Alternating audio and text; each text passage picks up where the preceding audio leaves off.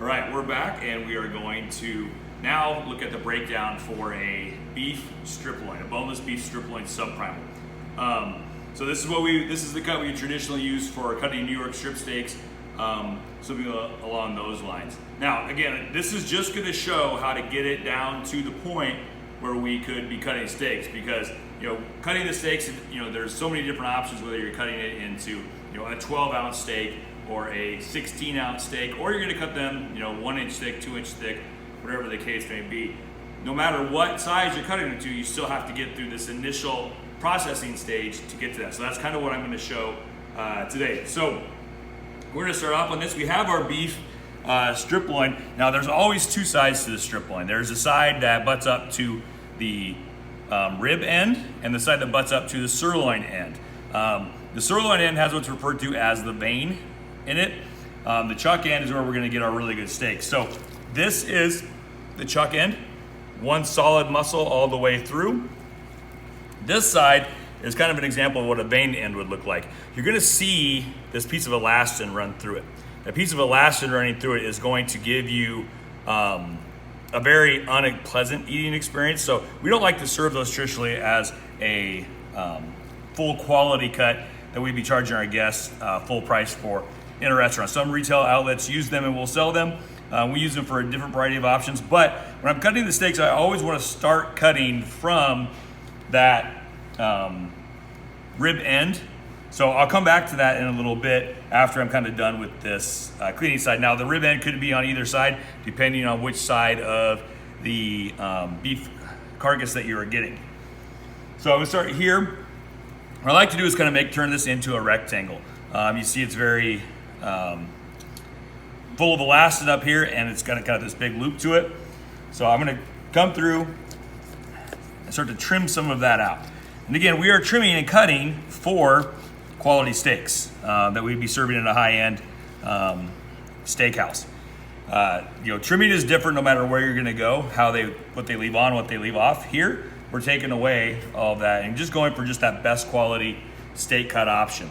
So after we take that off, we do have a little bit of a tail here, and that will, depending on your trim spec that you buy, it'll be bigger or smaller. This one does have that on there, so we are going to pull some of that off. I don't take it all off, but I take a section of it off so it's even all the way across. And again, in here we would be going back and we'd be taking this meat out so that we could use that again for trim and grinding. We could also save the fat for rendering or other options with that. At this point, I'm gonna flip the steak over, the piece over, and I'm gonna start to trim off some of this bottom stuff. Some of it is loose, and some of it is on there pretty solid. We'll be taking that off as we go. You're gonna see on this end right here, the rib end is always gonna be indicative or show you very well, because one trait of that's indicative of this is the rib bone. This is where rib 13 was on the initial break of the animal. I also want to remove some of this. Again, it's just not the best for quality. At that point, I'll switch to usually a little bit longer knife. And I'm going to go over that and just try to take as much of that off as I possibly can. I'll take some of this off, because this part up here where you see where those bones were, that's going to give you issues when you cut your steaks, because they'll tend to fall off later on anyways. And then switch back to my smaller knife, trim away some of this. Again, going for that best eating quality. This is usually the side that the guest is going to eat first, so we want to make sure it's very good. We'll take off that little bit of bone skin from the rib. Any more trimming up here? Okay, now that we have that pretty smooth, we'll go back and start cutting steaks. Now, I'm gonna flip this around and over, because now, since I'm right-handed, I wanna be cutting my steaks from the rib end and get those nice clean steaks. So at this point, to get ready to start cutting steaks, I'm going to cut right here. And then you would see, now I have a nice even surface that I'll be cutting on. And I would just be cutting steaks right along this end, okay? On this piece, this does show this a little bit, so it's kind of a good example. You do see a little bit of this blue right there. That is actually from the USDA stamp, and it's perfectly safe to eat. I do recommend trimming it off if guests are gonna be looking at this in a raw state from a presentation display or anything. But at this point, for us, it's gonna cook away, but you could go back and trim that off.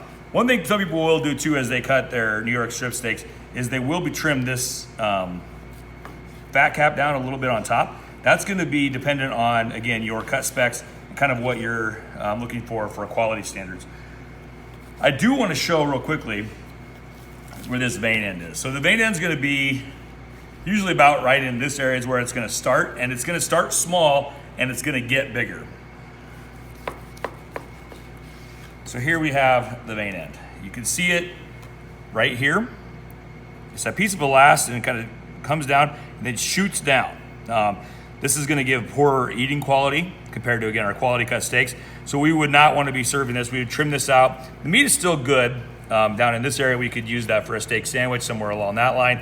I do know some chefs that will cure this and use it for a pastrami or something along those, similar to that. You can see it also on this side. So it's gonna start small and it's gonna get bigger as you cut.